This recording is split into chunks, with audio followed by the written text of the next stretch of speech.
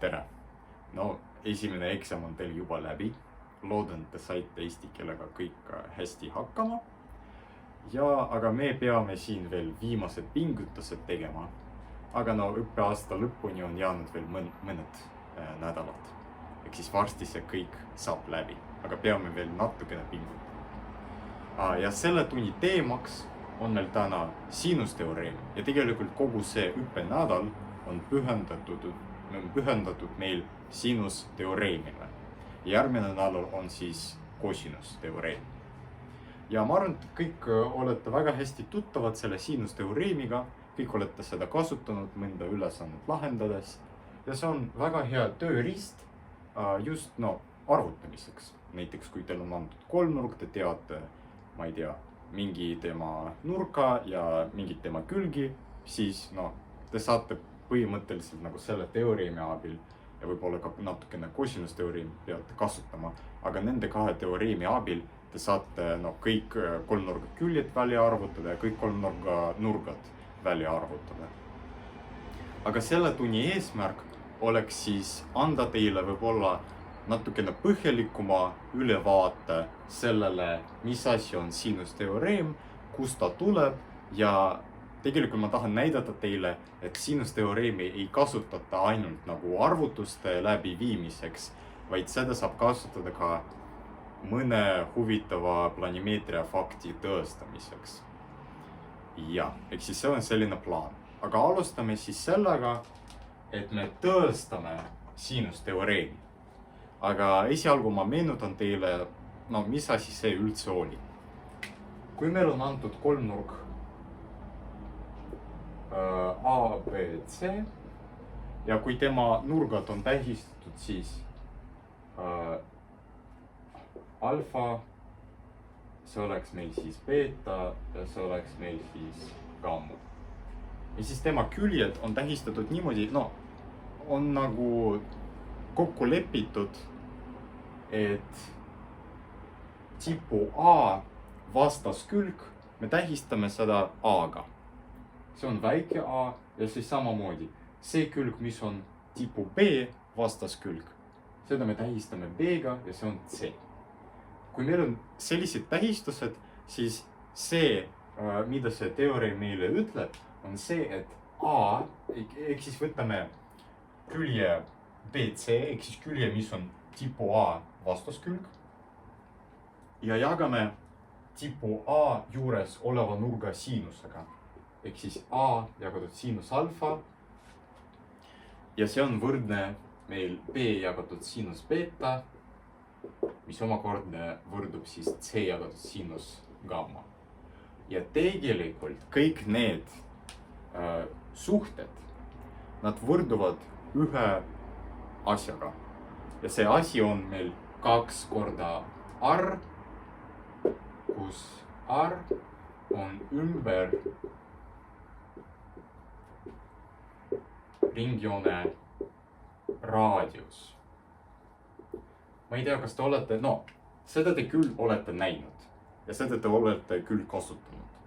Aga ma ei tea, kas teile räägiti sellest, et tegelikult kõik need suhted võrduvad 2 korda R, kus R on ümber ringjoone raadius. Ja see on juba huvitavam väide. Ja katsume siis selle ära tõestada. Ja vaadake, kuna meil siin selles teoreemi püstituses figureerib ümber ringjoon, mitte otseselt, vaid figureerib selle ümber ringjoone raadius, siis äkki oleks mõistlik meie joonisele ka lisada ümber ringjoon. Et ma tegelikult teen uue joonise. Ma joonistan kohe ümber ringjoone ja siis kolmnurga, mis on siis selle ümber ringjoone sisse joonistatud. Ja märgime ära ka selle ringjoone keskpunkt. Ja samuti toome sisse kõik need tähistused, mis meil siin olid. Kuidas me siis saame näidata neid 3 võrdlust? Tegelikult see pole keeruline, aga me vajame ühte lisakonstruktsiooni. nimelt ma võtan näiteks rohelist värvi, loodan, et see marker kirjutab hästi, aga ma tegelikult kahtlen natukene selles. Aga mida me teeme, on see, et me tõmbame sirge AO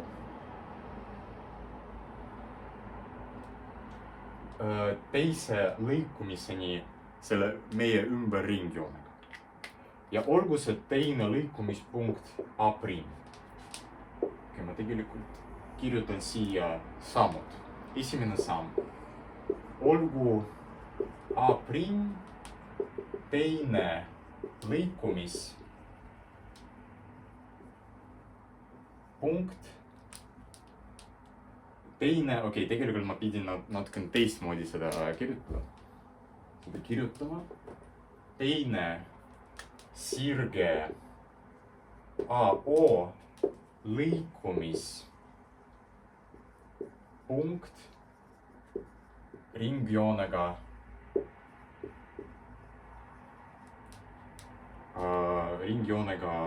ABC.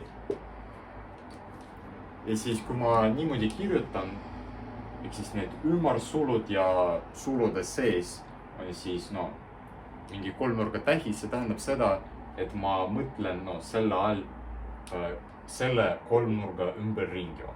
Ehk siis tõmbame siis selle sirge ja lõikame siis seda teist korda meie ümber ringjoonega. Ja siis, mis meil tekib? Teine väga oluline tähelepanek ja sellel tähelepanelikul seisneb ka kogu see siinusteoreem. See tähelepanek seisneb selles, et tegelikult CAA' on täisnurkne kolmnurk. On täisnurkne. Kusjuures nurk ACA' on 90 kraadi. Ja miks see väide kehtib? Meenutame jälle meie varasemat õpitud materjali. Ja kui meil on olemas nagu mingi ringjoon ja on olemas tema diameeter, siis ükskõik, mis nurka te valite, mis toetub diameetrile, ta peab kindlasti olema 90 kraadi. Seda me oleme tõestanud. Et kui teil on olemas piirdenurk, вписанный угол, mis toetub mingi ringjoone diameetrile, вписанный угол, который опирается на диаметр окружности, siis ta on võrdne 90 kraadiga. Тогда этот угол равен 90 градусов. Ja siis, kui me tähelepanelikult sellele joonisele vaatame, siis AA' ongi meie diameeter. Miks? Sest me konstrueerisime ta niimoodi. See on siis lõik, mis läbib ringjoone keskpunkti ja tema kaks otspunkti asuvad siis selle ringjoonel. See peab olema diameeter. Ja siis järelikult see nurk ACA', ta ongi meil täisnurk. Aga nüüd paneme tähele, mida see meile annab. Kuna kõik punktid A, B, A', C asuvad ühele ringjoonel, siis see on küll nelinurk. Ja kõik nurgad, mis toetuvad samadele kaartele, peavad olema võrdsed. Ja siis nimelt meil nurk ABC on võrdne nurgaga AA'C. See on nagu kolmas samm. Nurk ABC võrdub nurgaga AA'C. Siis nad mõlemad toetuvad kaarele AC. Järelikult see nurk on meil ka beeta. Aga vaadake, mis meil siin tekib. Meil on täisnurkne kolmnurk AA'C. Ja kuidas oli defineeritud siinus täisnurkses kolmnurkas? Kui teil on olemas, ma lähen siia. Kui teil on olemas nagu mingi täisnurkne kolmnurk ja näiteks see nurk on meil mingi alfa ja siis see oleks meil A ja see oleks B ja see oleks C, siis siinus alfa on kaated, mis on nagu selle nurga vastas, ehk siis sel juhul oleks see kaated A jagatud täisnurkse kolmnurga hüpotenuusiga. Ehk siis me peame jagama C-ga sel juhul. aga meie olukorras siin, kui me vaatleme just nurga beeta, no samas nagu tähenduses kui seda nurga alfa, mis me siin vaatlesime, siis me saame, et siinus beeta võrdub see kaatet siin. Ja see kaatet meil võrdub B-ga. Ehk siis sinus B on B jagatud ja siis me peame aru saama, millega võrdub hüpotenuus selles täisnurkses kolmnurgas. Aga see ei ole raske. See hüpotenuus ongi meie ümberringjoone diameeter. Ehk siis teisisõnu, kui meie raadius on tähistatud R-iga, siis diameeter on ju 2 korda suurem kui raadius. Järelikult see hüpotenuus on täpselt 2R.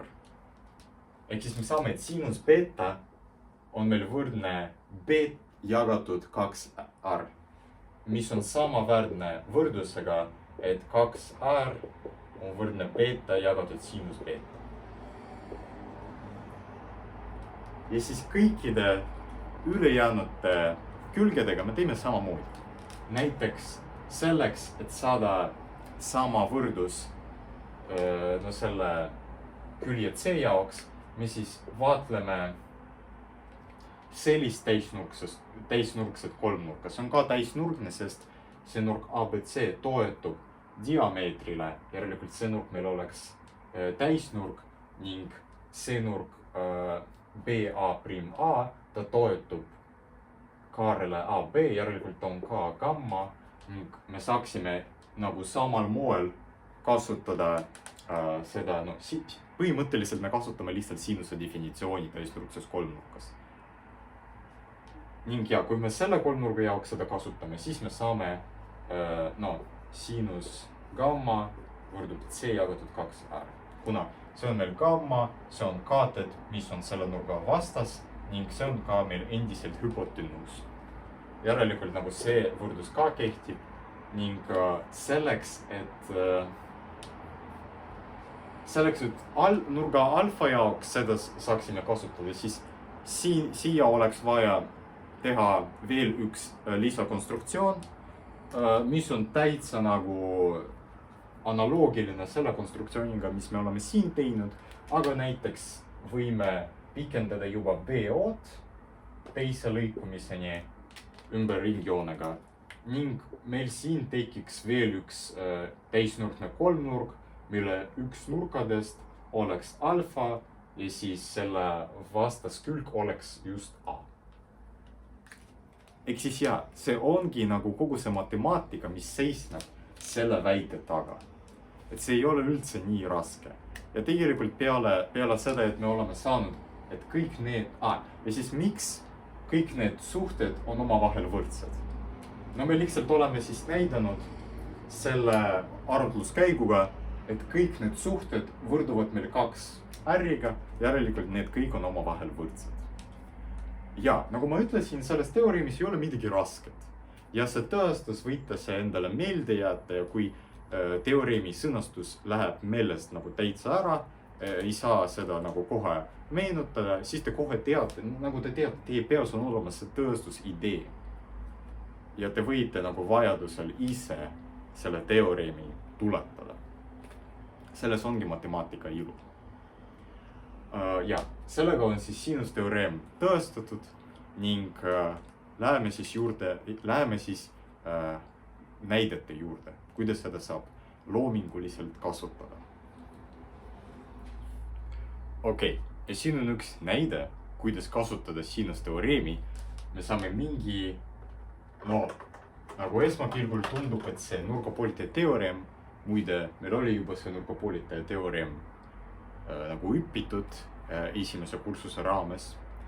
Ja esmapilgul üldse ei ole selge, et kuidas me saame seda teoreemi seda sinusteoreemi kasutada selle nurgapoolitaja teoreemi tõestamiseks.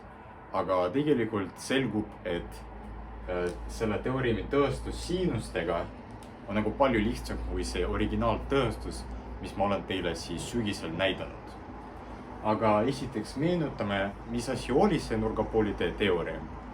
See oli täitsa selline äge fakt, et kui teil on olemas nurgapoolitaja, ehk siis need nurgad on võrdsed ja kui see nurgapoolitaja lõikab külge BC punktist D, siis osutub, et see nagu lõikude suhe, mis meil siin tekib, kui see sirge meil seda külge lõikab, ehk siis see BD jagatud DC on tegelikult võrdne siis meie esialgse kolmnurga külgede suhtega. Ja kui te mäletate, siis see algne tõestus meil seisneb selles, et no me pidime pikendama seda sirget siin ja me pidime veel joonisele lisama ühte uut sirget, mis läbis punkti B ja oli siis selle teise küljega paralleelne. Ja siis seejärel meil siin tekib nagu võrdhaarne kolmnurk ja no veel tekib nagu mingid sarnased kolmnurkad ja nagu nendest sarnastest kolmnurkadest me saame kätte siis selle võrdluse. Aga no ma ütleks teile, et see tõestus siin ei ole üldse lihtne. Esiteks nagu võib-olla selle sirge pikendamine on nagu mingis mõttes nagu loomulik, aga no see saame siin, et me joonistame veel ühe sirge, mis on paralleelne selle teise küljega läbi punkti B. No mina ütleks, et see üldse nagu, kui te esimest korda seda trikki näete, siis te nagu mõtlete, et nagu kuidas mingi inimene saaks nagu selle peale tulla, et nagu kuidas ta mõtles selle välja. Ja ehk siis tegelikult see tõestus ei ole üldse ilmne ja lihtne minu arvates. Aga see siinusteoreemiga tõestus on nagu päriselt palju lihtsam ja palju loomulikum. Aga esiteks, enne seda, kui me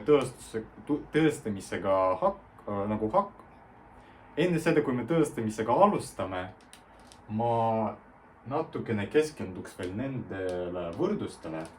Et näiteks, kui teil on olemas võrdlus A jagatud sinus alfa võrdub B jagatud sinus beta, siis tegelikult see on samaväärne sellega, et A jagatud B võrdub sinus alfa jagatud sinus beta. Ja see on minu meelest nagu kasulikum kuju kui see. Et see tähendab seda, et kui teil on olemas nagu mingi kolmnurk ja te tahate välja arvutada nende kahe külje suhe, siis selleks piisab sellest, et kui te teate nagu nende nurkade suurused.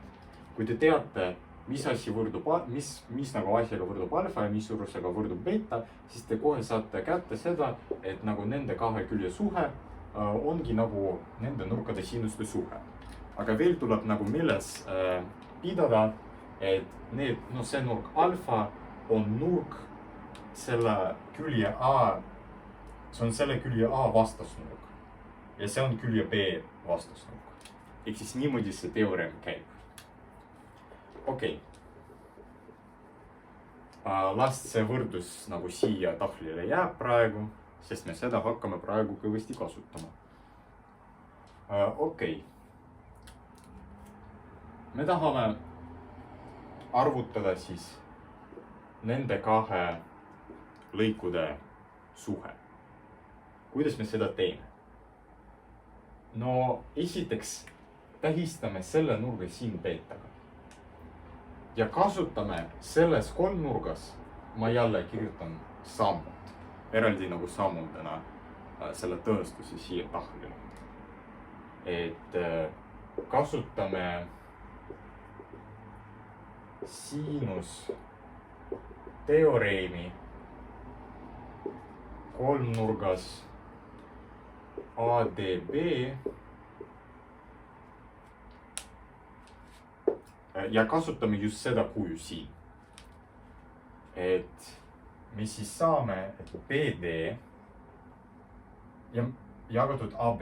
Me kirjutame siis selle siinusteoreemi nende kahe külje jaoks. Ja ma kirjutan veel külgede BD ja AB jaoks. Siis me saame mida? Me saame BD jagatud AB ja nüüd kasutame sedasama siinusteoreemi kuju. Et me peame leidma siis nurga, mis on selle külje vastasnurk. See ei ole raske.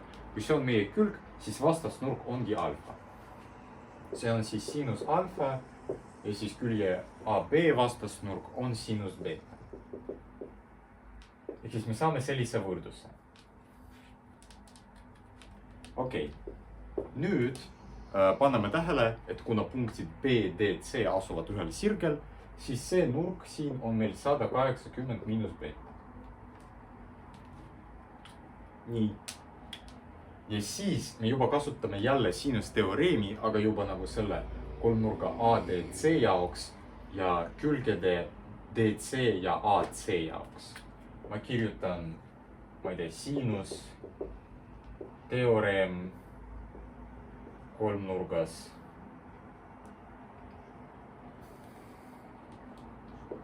ADC. Okei, DC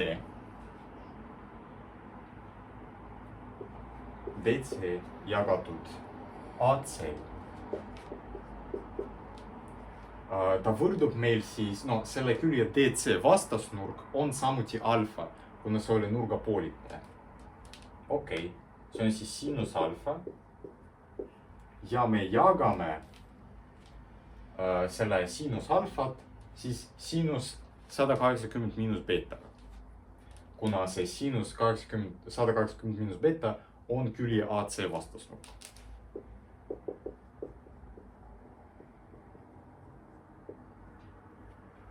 ja nüüd vajame natukene trigonomeetriat.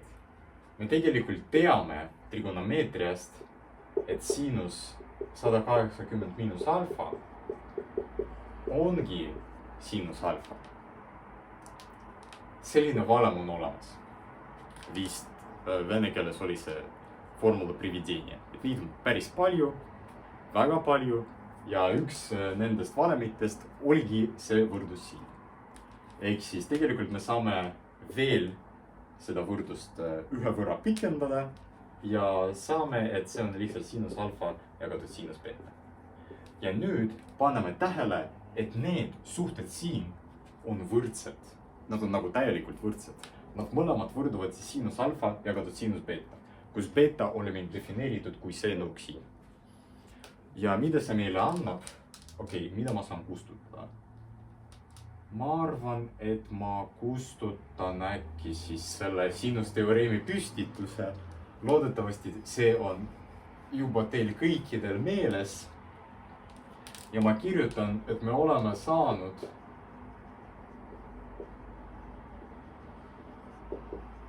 et BD jagatud AB võrdub DC jagatud AC, no ja see võrdub siis siinus alfa jagatud siinus beta.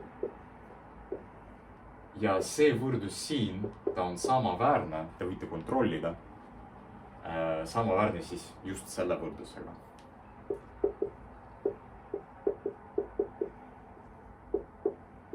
no kuidas seda saab lihtsasti kontrollida? lihtsalt korrutage nagu seda võrdlust siin niimoodi, et nagu te proportsioonidega tegelesite. ja siis te saate, et see on samaväärne võrdlusega BD korda AC võrdub AB korda DC ja see võrdlus siin on samuti samaväärne just selle võrdlusega. ehk siis saamegi, et kehtib nurgapoolitaja teoreem ja me ei ole ja selle tõestuse nagu üks eelis on see, et me ei ole mingeid lisakonstruktsioone teinud. Sest see esialgne tõestus ja mida ma näitasin, ta oli väga kaval ja ma arvan päriselt, see on väga raske tõestus. kui te esimest korda ja seda näete, siis see on lihtsalt vau, kuidas inimesed üldse mõtlesid selle välja, et selline reaktsioon. aga see tõestus on nagu palju loomulikum ja ta kasutab teie jaoks siis väga tuttavat siinusteoreemi.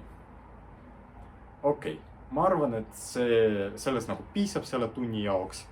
loodetavasti see siinusteoreem sai juba, no kui see enne seda tundi ei olnud teie jaoks selge, siis ma loodan, et sai selgeks ning ma loodan, et see näide siin ka nagu kuidagi avardas teie matemaatilist maailmapildi, sest ja mõnikord isegi seda teoreemi, see on tavaliselt nagu õpilastel on seotud just arvutuslike ülesannetega, aga tegelikult seda teoreemi saab nagu igal pool planimeetrias kasutada.